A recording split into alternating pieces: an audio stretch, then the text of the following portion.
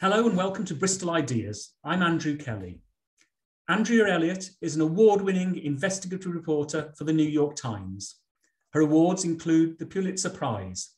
Her first book is Invisible Child: Poverty, Survival and Hope in New York City.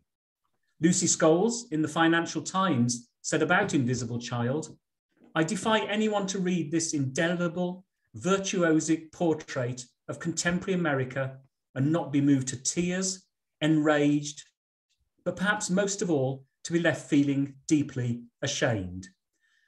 Thank you, Andrea, for joining us today. Thank you, Andrew, for having me.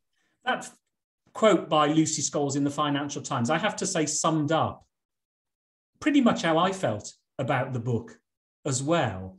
We rarely get this view of poverty, personal view of poverty, especially from the view of a child.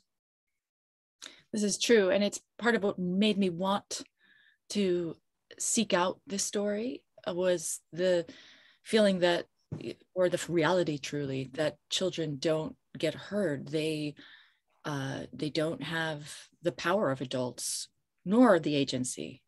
And so what we see is that because they don't vote, because they don't have the lobbying power behind them that, for instance, older people have in the United States, politicians tend to be focused much more on that population, and children remain on the fringes. And I think their reality needs to be heard, especially the 1 in 7 children that are growing up poor in America today. At the time that I met Dasani in 2012, it was 1 in 5.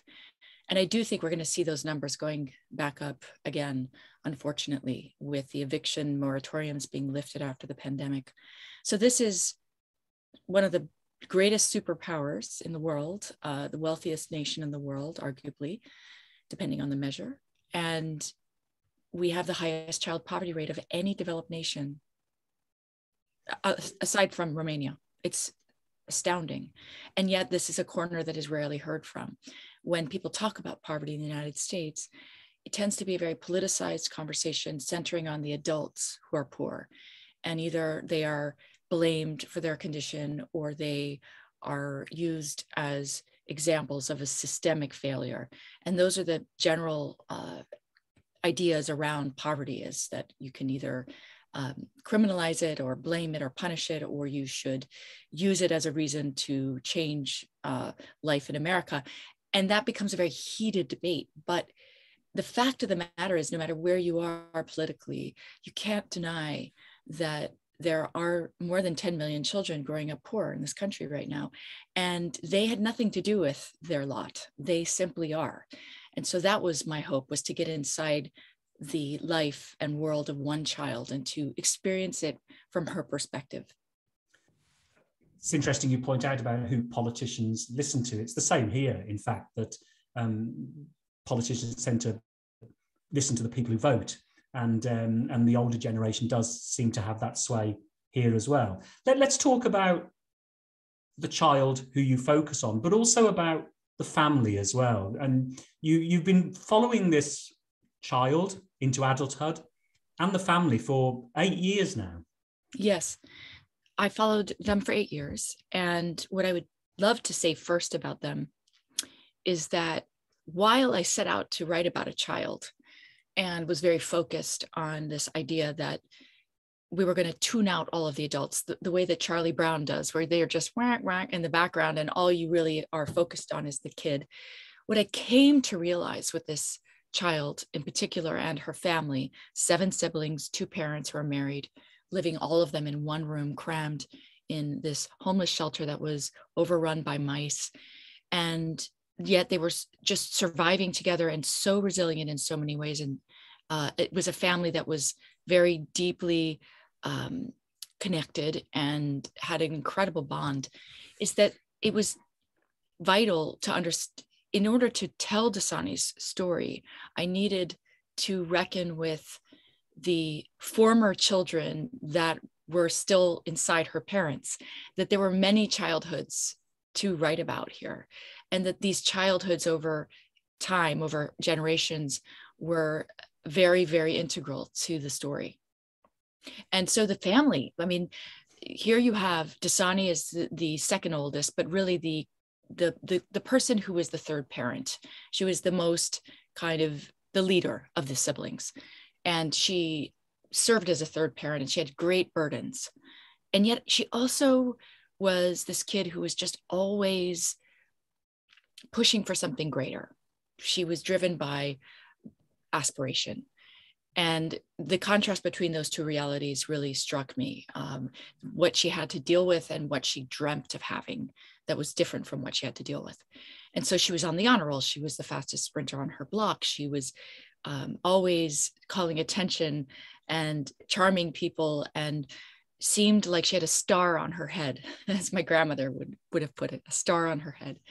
I do believe she had a star on her head, which is to say that that she looked like one of those children who was going to break out of this impossible set of circumstances and make a better life for herself.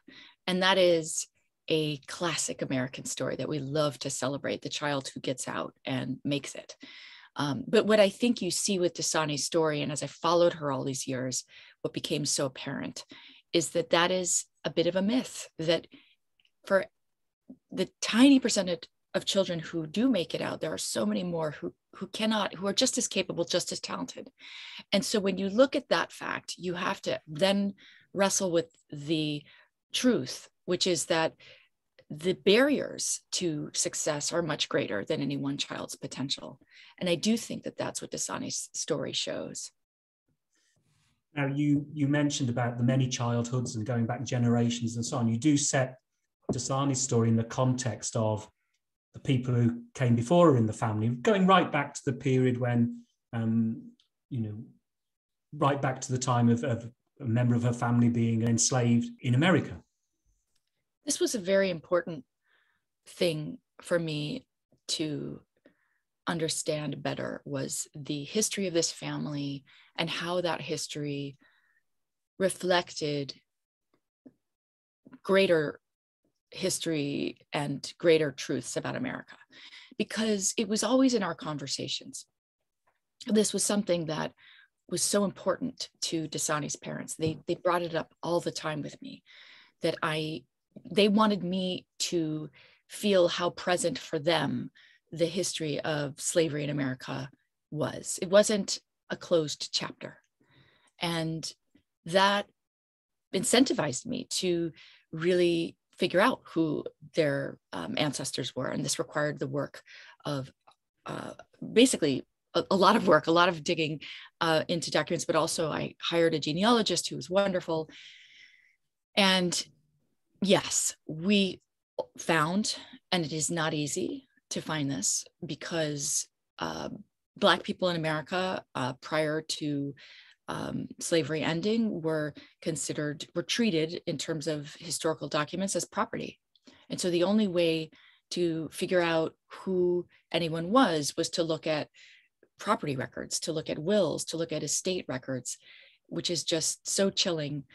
But we were able to confidently link Dasani's life to a lineage that went back many generations to her great-grandfather's great-great-grandfather, who is a man named David, who had been enslaved. He'd been born into slavery. And the story, so I sort of pieced that together, and then the story picks up with her great-grandfather, June, who is the first of many generations to leave the South, to leave the Jim Crow South and the very, very limited life by virtue of incredible structural racism that was playing out every day there, to go into a better life by going abroad. Basically, his ticket out was the military, and he went to Italy to fight in an all segregated unit against totalitarianism, and then returned with 3 Bronze Service Stars in the 40s to an America that still denied him just very basic rights, from voting to the ability to buy a home to being able to get a mortgage from a bank to start a business. And these were all things that he should have gotten even a faster path into, given that he was a veteran. And, there were there was just an incredible amount of support given to veterans after World War II through the GI Bill, and which was credited with laying the foundations of the American middle class. We saw, the growth of the suburbs in this period of the 50s. June Sykes was not able to join that outflow from the cities into the suburbs because of restrictive covenants that kept Black people out. And he was also trained as a mechanic, and this was a time when labor unions were closed to Black workers for the most part. And so I compared his actual wages over, he worked so hard. At times he was working 5 jobs at once. And he had over 30 employers from the time that he landed in Brooklyn until his death. And in that period, what he earned compared to what he would have earned had he been allowed to work in his chosen profession amounted to almost $200,000 in lost earnings. And so I think that these things are very important when it comes to understanding Dasani's present circumstances, her current poverty, which can often be written, people tend to dismiss homelessness as a temporary thing or as the result of poor choices by parents or sort of great dysfunction. I think the fact that Black Americans are twice as likely to be homeless is definitely something that connects to this history. And, by the same token, the fact that white Americans have amassed 10 times the median net wealth of Black Americans is very connected to real estate and to what happened in the 50s and to the intergenerational wealth that got passed down generation to generation, which is a private safety net. We always talk about the safety net, and is the safety net enough? It isn't. It's a very weak safety net at this point in America, but it is much stronger for white families in a private sense, because that wealth has been created by virtue of doors that were open that were closed to Black Americans. So I think that's all a very, very important part of understanding Dasani's story.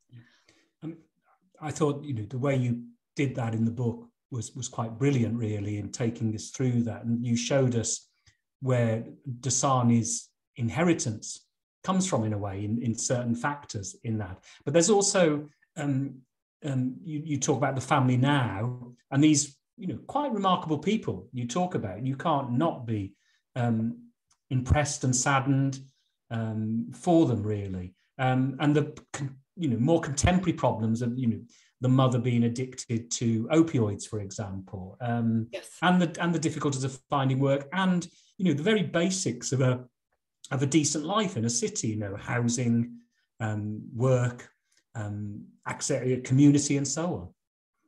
Yes, it's about, I would say, 2 years into this project. I would call it a project. It began as a series that ran in the New York Times and then continued. And at that point, by the way, when it ran, I thought that I had just scratched the surface, but it was 30,000 words long, and it was the longest investigative project that had run in the history of the newspaper. And yet it still felt so sort of incomplete. And part of that was because I just kept, every time the family would encounter a new problem, I was introduced to another layer of their story that involved not just government policy, but also history, and also just the kind of human experience of encountering that problem. And so walking alongside them, standing in line in the welfare office, watching them get turned away from their shelter because they'd missed the curfew, those things were very important. One thing I would love to highlight is, you were reading from the amazing review that the FT ran earlier. And yes, I do think people come away feeling disturbed and sad, but there is a lot of joy in this book and humor. And it's what I think gives it this is what I felt when I was with them. I never really wanted to wrap it up. I've never stopped being fascinated by their story. And yes, they are remarkable people. That's another part of it, for sure. But but I think, you know, the moments of light are almost greater than the moments of dark. And I think that there is just a way in which the reader comes to connect so deeply, I hope, with Dasani, that then Dasani's problems become the reader's problems. And then the reader, this is sort of the way in which I force the reader to eat some of the spinach of policy, but I do it through her. So it's sort of like I slip it in, but it is important that you have the context. You can't just be in Dasani's life absent this broader situating of her, right, in this broader world. So it is a lot. And I remember just about 2 years in thinking, this book is about everything. I don't know if I could do it. It's so many things at once. You know, it could be just a book about education. It could be just a book about the safety net. It could be a book that is only about how to define success and transcend poverty or not. There's so many ways to talk about her life. And so I just allowed the story to show me where I should go. I allowed sort of her life to be the guideposts in terms of when to dip into this part of history or that part of government policy and when to pull back. She was very instrumental in that, by the way. I could give you an example if you want. But please do, yes, yeah. Well, so at the very beginning of the book is something that I really love, which is a map of New York City. And it's an important map because it's the alternate map that is seen by a part of New York that tourists never see. So when tourists come to New York, they have the Empire State Building and all the markers, the different boroughs, or 5 boroughs of New York, all on this map that everyone agrees is New York City. But if you're Dasani, you do not identify New York as carved up by boroughs so much as experiences. And so this map shows it. So the Bronx, she identifies with homelessness because that's the intake office. Queens is welfare because that's where the office is, where you stand in line. Brooklyn is Child Protective Services. The same markers are on the map, by the way, this map that's in the book, the Empire State Building, all the other things. But you see this world that the way she sees it. This city is as defined by her. And it's quite granular because it looks very closely at Fort Greene, which is a very important thing to talk about when we're talking about cities. And I know that that's a focus of yours and what's happening to the modern city, not just in America, but elsewhere. And, you know, one very clear trend is that wealth has returned to the city, that people who thought the life was in the suburbs, their offspring and generations forward have decided that that isn't the life, that it's better, it's more economical, it's a better life to live in close proximity to other people, especially if there are parks like London provides and decent transportation, that it's a better experience culturally, that, you know, you have exposure to the arts. There are all these reasons people have returned to living in cities. And that return can be summarized in different ways. It could be called revitalization. It could be called gentrification, which is slightly negative term, but it is a fact. And what we see in Fort Greene, Brooklyn, is that this is one of the gems of gentrification. Brooklyn became a kind of global model of gentrification, an emblem, right? It became a brand, it became a global brand in terms of food, in terms of fashion, since the early 2000s. And what was also in Brooklyn was deep poverty. And the two began to meet in ways that they had not for decades. So what I mean by that is Dasani's growing up, when the book begins, in a shelter just blocks from these townhouses that are worth millions. And she's seeing into this world that isn't hers, but it's right in front of her. So it's both catalyzing, it's inspiring, and it's also frustrating. And the way that world sees her was also of great interest to me. The new homeowners, the majority of whom were white and wealthy, far wealthier than Dasani. how did they see her? Well, maybe they didn't see her, but what they knew possibly was that there was a homeless shelter in the neighborhood.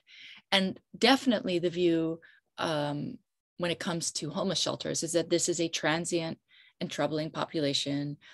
You hope they sort of go away. They don't really belong. They're just there for shelter. But the truth about Dasani is that she belonged in that neighborhood, that she had a greater claim historically to that neighborhood than almost anyone, because she went back generations, to her great grandfather, right in that very small neighborhood of Fort Greene in Brooklyn. So I think, there's just a lot of shades to every single topic that the book tries to tackle. And you can see it from hopefully different perspectives. You can try to encounter Dasani as the person who has come into the neighborhood when you're reading this book, as much as you could relate to her experience if you are in her population, I would hope. I mean, I'm glad you said all those things, really, because they were points I wanted to bring out. I will do slightly later on some of them, but I think particularly the point you make about the joy in the book is critical, I think, because it does come through in terms of the life and what takes place. And I'm glad you talked about the child's view of the city, or how someone else perceives the city, because too often we miss that viewpoint as well. And it's something that we're looking to do in projects coming up, looking particularly at children and cities, which we will be pursuing, and we can use your book as an example of that. I want to just ask you about the housing position, because we often see television programs about the projects and so on, dramas and documentaries. This really wasn't a nice place to live, was it? I mean, you not just in terms of some of the things you've talked about, but you mentioned that Dasani has to rush down to the kitchen in the morning to get one of only 2 microwaves to use before other people come and use them, just to get basic food done for the family. And similarly, the staff failing to notify police of sexual assaults in the building and so on. Auburn Family Residence, the shelter where she lived for almost a quarter of her childhood by the time I met her, was a horrific place. It actually was closed to children after my series ran. She had already moved out by then to another shelter, but it was a place that was almost Dickensian in its horrors. What's interesting when you bring up the projects is I do think for people who haven't really lived in that world or haven't really struggled with poverty, that there's an understandable notion of there's a distance, right, that between them and that life. And there is a kind of way that people will sort of lump it all together, like it's just the projects. But what's so fascinating to me about being inside it, literally her shelter was in between 2 projects, was to see the hierarchy that exists even in the worst corner of Fort Greene, Brooklyn, by worst meaning the poorest, and the most probably subject to gun violence and other problems and drug addiction. So there was a real hierarchy. And I think this is just a human tendency to order the people around you, according to what they have. And I think that there were, to Dasani, it would have been the greatest thing for her family to have secure housing in the projects, because they would have had access to a kitchen, and her father loved to cook.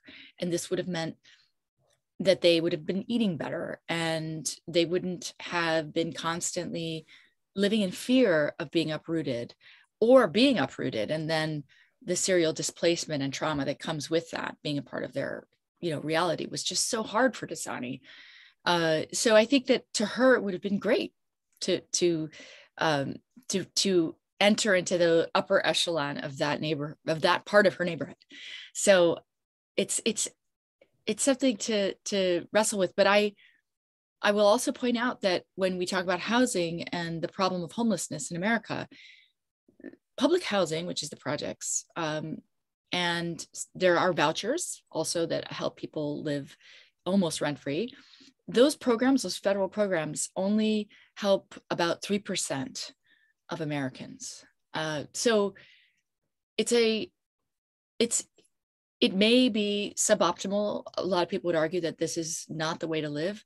However, it is the only thing that's available, and it's so scarcely available that I think that is really where my focus is more when it comes to understanding the homeless problem. Is not the conditions of the projects, but why isn't there a greater attempt nationally to shore up people who cannot live on the wages that they're earning at the same time as rent, and it just becomes impossible. And so this is why I think we see that there is such a crisis of homelessness in this country, is because it's just become really, really difficult to find affordable housing. And that differs from state to state and city to city. It looks different in different places. I want to move on to education. I mean, Dasani's mother is very keen on her getting education, and she does come across in her schools some very good teachers, I thought, helpful teachers, supportive teachers who saw something in her. Education was so much more than education for Dasani. It was physically a shelter. It's a second home, the public school system. It was the place where she had, at the time that I met her, the only place she had a closet was in her classroom. It was just, think about it. I mean, it's hard to imagine for a lot of people what it's like to not have a closet, where literally your clothes are stacked in corners. It was the provider, her school, of 3 meals a day if needed, of medical care, of surrogate parenting, of stability, of routine, of something you could count on every single day, which made the end of the school year very painful to say goodbye to that. And even though summer school was there and there was a summer meal program available, it was the absence of those teachers that she bonded with that was a really difficult thing to absorb. So I would argue that, you know, what I saw in terms of education and its role in Dasani's life was the greatest anti-poverty program that exists in America. And that's also an unfair burden for educators to carry, because they're doing so much more. I mean, they have to do so much more before they can even begin to teach effectively. You can't teach a child who's hungry. You can't expect a child who has not slept properly to be awake in class, or who doesn't have a desk to write on at home, or proper lighting, or access to a computer to succeed at homework. It's just an incredible challenge. I think that the teachers and the principals and social workers in those schools that I witnessed over the years I was with this family are the people most on the front lines of the problems that Dasani represents. They're on the front lines, and they are really heroic, I think. And I've never been much of a believer in, you know, clear villains and clear heroes, or a binary view of things. I always reach for the complexity of any situation. Nobody is perfect, and Dasani had a lot of struggles in these schools as well, but I can't imagine what her life would have been like without them.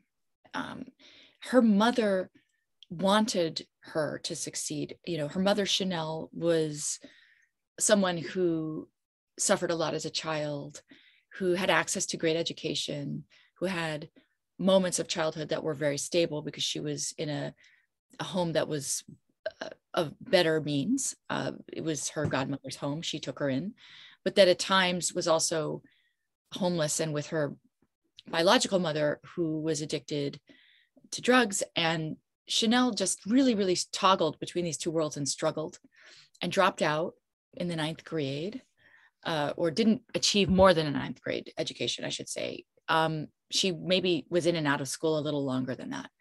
She is a classic example, I think, of someone with a very high IQ who's an excellent reader, who has a great mind, who loved to debate with me everything from policy to history, who was quick on her feet, who could hustle together a meal for her kids on demand in ways that were astonishing to me. They involved incredible feats of creativity. And yet she was lacking a high school diploma, and that just closed off a lot of avenues for her. So I think she wanted to see her children do better. I know she did, as did her husband Supreme, Dasani's stepfather, who Dasani considered her father. And yet what that entailed for Dasani was leaving her home and going to a private boarding school, which was a great opportunity that her public school in New York City made possible. Her principal really believed in Dasani, and she sought this opportunity out. And Dasani went to this school in rural Pennsylvania, in a very different place, predominantly white town. And there, I think, is where she faced her greatest test of her greatest choice, I would say, between this other life she could have and returning to the place that felt most authentic to her and close to her heart. And she had to choose between those. This was the Milton Hershey School, yeah, which came from the chocolate manufacturer. Yes. So it's very similar to the Cadbury family. Yeah. Created a utopic town in his view. Milton Hershey looked at the Cadbury example as his own model, and he was the Henry Ford of chocolate. He made chocolate mass-produced in America. That's what he did. He created mass-produced milk chocolate, so it had a shelf life, and he made a fortune, didn't have children, and gave his fortune to the creation of a school for orphans. In the beginning, it was for boys, but it wound up expanding to include all kids. And these are the only way you get in is if you're poor. So it is a school that seeks to rescue children from poverty. And it's today a kind of fascinating place because it's in his town, just like the Cadbury town. It's called Hershey. And this is a town that he built in his vision, with parks and a library and this school that he built, and trolleys for his employees who worked in the factory. And what you see now is around 2,000 students who live in these. It's a kind of fascinating experiment in a way. They live in homes with real married couples. There are 12 children per home. And those married couples act as their surrogate parents, and they take them to piano lessons and to meets of, athletic games, and they, help tutor them, or they help them with their homework. They make sure they get braces, and everything is paid for by the school. All clothing, all your needs are taken care of by the school. The experience Dasani had at first was that she was thriving. She just took off. She was making just incredible advances in math. She leapt ahead by 2 grade levels in a period of months. She joined the track team. She's always been a great runner. She eventually became a cheerleader. She challenged herself to step up and get everything that the school had to offer. But in her absence, and she was a very integral part of her family, as we know, in her absence, her family really struggled. Her mother in particular had a harder time keeping everything together, getting the kids to school on time. And a bunch of problems happened that snowballed into a catastrophic situation where the city's child protection workers removed the children from the home on neglect accusations, not abuse. And this is a very important thing. We can talk about the difference there, but neglect is failure to provide, and the parents were being accused of failing to provide adequate housing because of a rash of problems that the landlord wouldn't fix, and they were overwhelmed, and really what they needed was help making phone calls, and instead their children were removed and placed in a foster care system that was able to give them shelter, but not able to replace the love they got at home, and also wound up separating the children across homes, even though they were so bonded. And this all happened while Dasani was at Hershey. She hadn't been there a year when it happened. And I think that it was just intolerable to her. It was not something that she could accept while continuing to perform at a high level at a school that represented leaving home and seemed to be pointing her in a different direction from home at every turn. You know, please speak differently. You need to dress differently. You cannot behave in certain ways. What Dasani called acting white. That was tolerable to her in the beginning, although I think she would have struggled with it ultimately. But it became intolerable when she started to see her own family suffering in her absence for something she blames herself for, which is that she wasn't there. And then she's being told, well, you need to act in a different way. It was like, you need to turn your back on your family at this time when they need you more than ever. And I think that for her, it wasn't even a question that her loyalty was always going to be with her family. And so she left and she got kicked out and she came back to New York. But that is not the end of the story. Well, we'll come around to that, but the book goes into the detail of what happened throughout, and I do urge people to read the book, and I'll mention who publishes at the end. I just want to ask one final question about education, because there's an irony in the book where one of the teachers who supports her mostly actually becomes homeless herself, doesn't she? She loses her where she's living and has to move into sheltered accommodation. This was one of the most stunning facts of the book, to my mind. Faith Hester was a kind of beacon in Dasani's life. She was the example of the person who gets out of the projects and makes it. She had a single mom, Black family. She was bussed out of her predominantly Black neighborhood into a whiter neighborhood, Midwood, Brooklyn, and faced a lot of racist slurs and backlash from locals, but at the same time took off in that school, graduated early, went to college, wound up getting 2 master's degrees.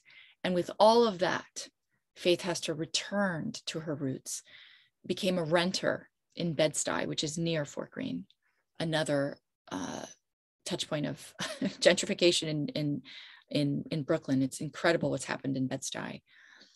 And she would stand in front of the class and say, this is my story and you can do it too. And by the way, it doesn't mean you have to cut ties with your roots, because here I am. I've returned to help my community and you can do it too.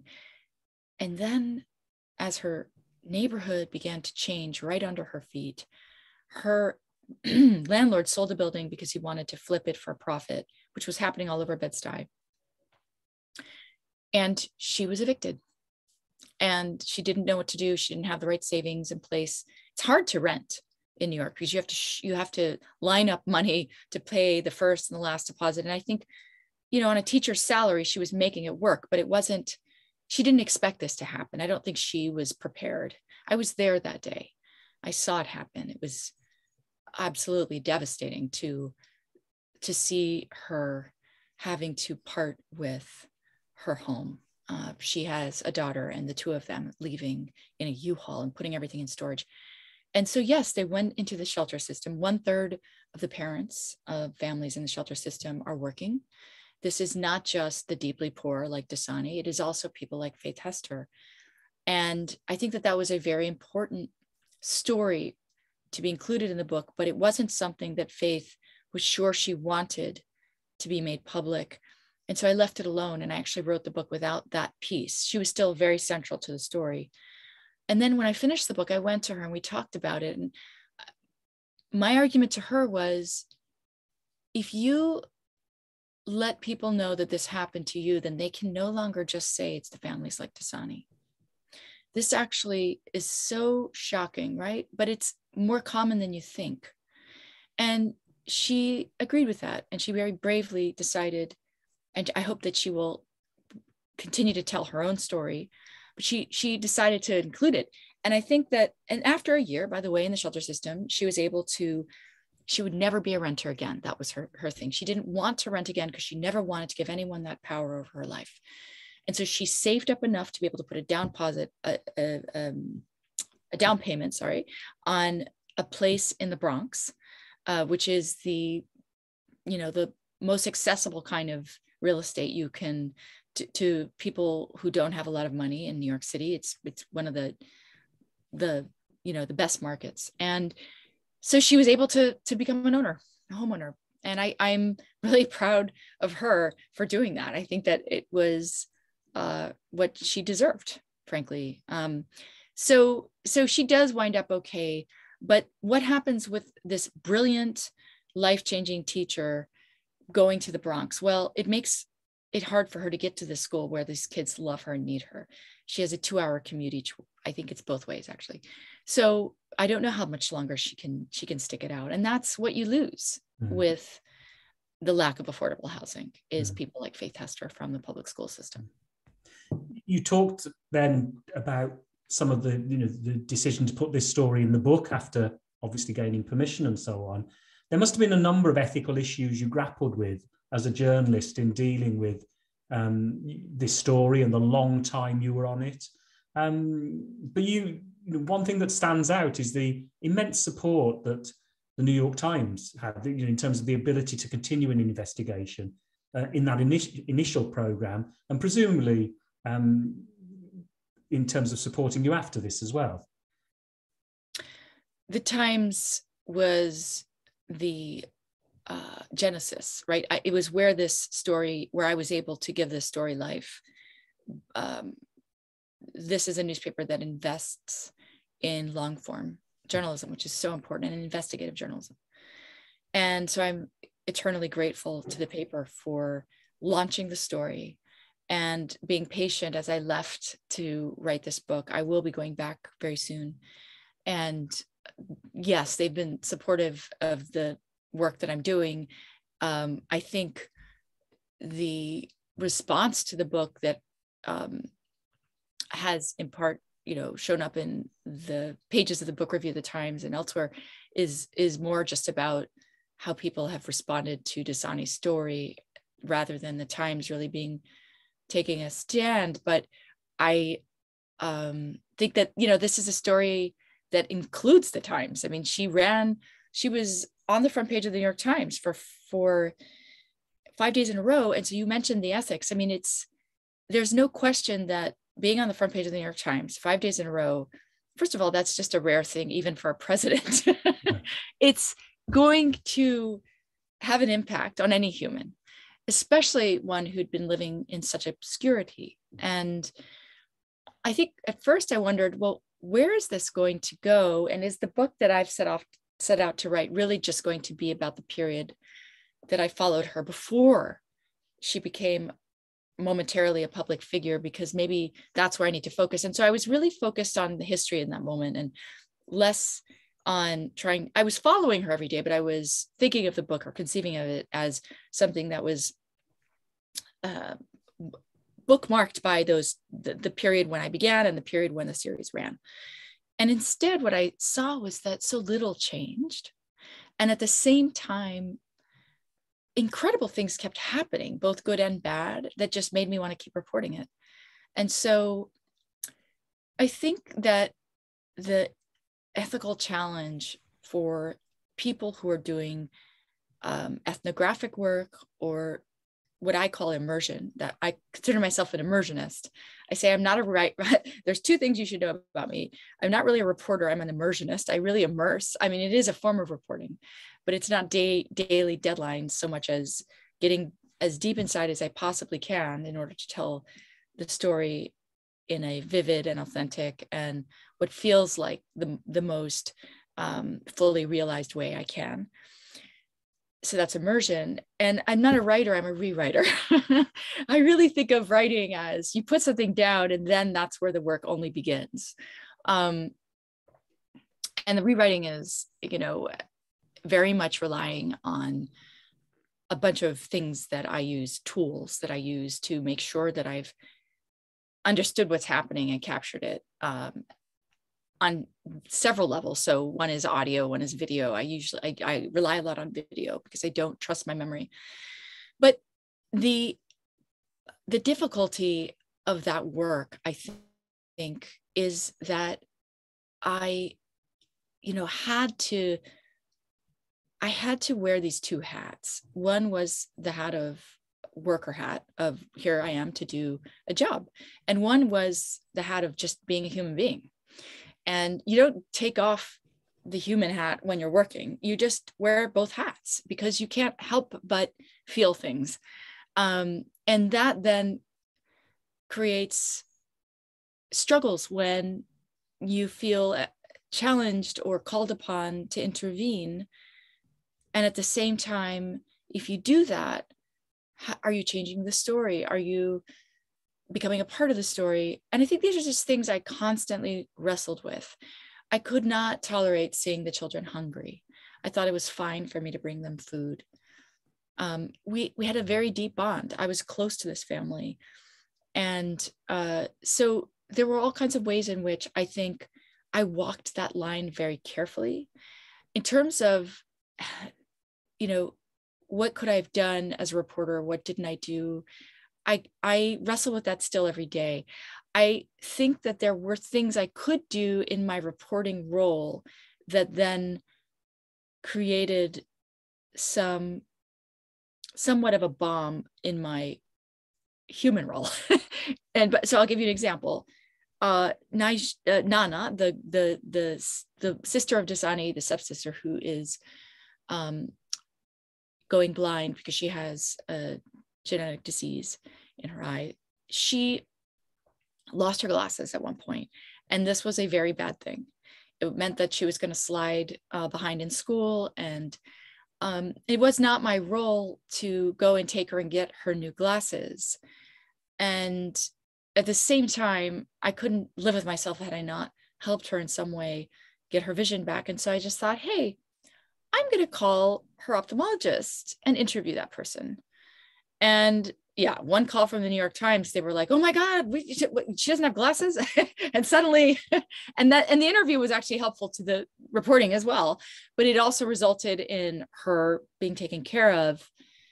There's things you can do. And I just think there are no easy answers to this. I think that I found greater enlightenment among academics than I did journalists around these questions. I think we still have a ways to go as journalists in really wrestling with our roles. But academics, my favorite was Liane Fuji, who did a lot of work as an ethnographer on the victims of genocide in places like Rwanda. And she said to me something that has always stayed with me, which is that what we have to know going into this work is that there is a built-in asymmetry of power. And don't kid yourself that it's going to disappear. It's always there, and it's built by us. We're there to do a job. We have the power, whether it's the power of telling their story, whether it's, in her case, economic power, because,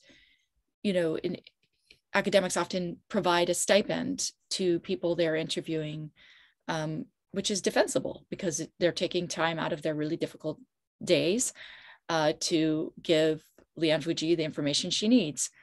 But that doesn't mean that it's equal. That just means in some ways that it's less equal, that they needed the money in a sense to go to her. Journalists don't pay, we don't in the United States pay for stories. It corrupts the process, I believe very much in that principle. That said, and I didn't talk about this with Dasani's family, but I always knew that once the book was finished, that I would donate a portion of the proceeds, if there are proceeds, I hope that there are, and even if there aren't, that I would create a foundation to help families like them. There is currently a trust in place. It's on my website called the Invisible Child Family Trust that people can donate to, and I also have given to. So they know this now. I think that it's the right thing, but I don't think people should feel coerced in any way to participate. That they need to do this from a position of agency somewhat, of course, it's difficult with children, and that's a whole other part. Now Dasani's almost 21.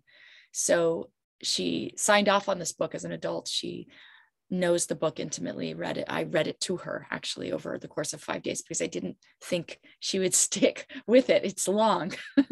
So she and her sister had to sit through 5 days of me reading it to them in the fact check process. So yeah, these are difficult questions, and they're worthy ones, and it's an open conversation. I just want to cover just two other areas with you, if you will. The first is about city leadership. And when the articles first appeared in the New York Times, it prompted such a response that the family was invited to the swearing-in ceremony of the then new mayor of New York City, Bill de Blasio. And he made all sorts of promises, didn't he? And yet in your book, a few years later, he's challenged when he's in a gym by a homeless woman saying, "You haven't delivered." I mean, are these problems just simply too big for city mayors to deal with, do you think? It's interesting. The series took a really hard look at the former mayor, Michael Bloomberg. And then, there was a transition in power. De Blasio celebrated the series as he came into office. It very much resonated with, I think, the things that he was trying to call the public's attention to, the problems and the divides of the city. I then heard Mike Bloomberg in a conference, I would say it was 3 years later, saying, if anyone thinks they have an easy answer to the homeless issue, I invite them to give it to us, because it's impossible. It's so hard. I don't think it's impossible, but I do think that it is bigger than any one leader can rally the resources to solve. I think with de Blasio, the frustration was that the numbers were still so high, right? It's like the problem wasn't going away. But what you have to also consider is that New York City is unique because it is the only city in the country that provides year-round legal rights to shelter. So if you can prove that you don't have anywhere else to go, then you are given a room or sometimes an apartment. And that's a costly thing, but it's a sort of form of housing in a way in the city for people who really don't have anywhere else to go. It's hard to get in, and it got harder under de Blasio. And that is, I think, one thing that he should be held accountable for, because he was all about creating affordable housing. The affordable housing initiatives that he took on were not considered to be friendly to the poorest New Yorkers. They were and often involved deals with developers that did not benefit the poor. And he made it harder for people to gain access to shelter. It became a sort of increasingly punitive system, but it still was there in ways that it is not in other places. So I think what we see in New York City is unique in that sense. But the leadership is limited because the city funding is only one piece of it. There's also the state presence and federal presence in all of these policies that the book looks at. So I think it's important to keep that in mind, that it's not something that one administration can necessarily solve. It has to be in concert with other funding streams, and even the nonprofit world, or potentially philanthropy. I mean, there's so little that is given to, we were just talking about 3% in America, 3% of people have access to federal housing programs. That's not enough. And that's obviously one of the possible solutions and so on. And what about some of the more radical ideas that have come forward? One of the ones that we've been working on is this idea of providing a guaranteed income. Over here, it's called more of a universal basic income, but in America, there's the Mayors for a Guaranteed Income movement and so on. And one of the things that's often said is, one thing we should be doing is give poor people money. We are. Yeah. So right now we have this thing called the child tax credit. This is what's been so interesting to me about the aftermath, or not even aftermath, it's the impact of the pandemic. It's not behind us yet, but out of the pandemic came these relief initiatives that did lift a lot of Americans out of poverty. The most striking one is this child tax credit, which is a temporary relief program under Biden that could become permanent, but it hasn't so far and doesn't have the collective willpower or political backing to, I don't believe. But nonetheless, in its temporary iteration, has lifted 3.5 million children out of poverty every month. That is a guaranteed income. So I think we've seen that it can work in America. And I think that had Dasani's family been able to receive that at the time that I was entering into their lives, I would have seen a very different story. Thank you, Andrea. I do urge people to read this book.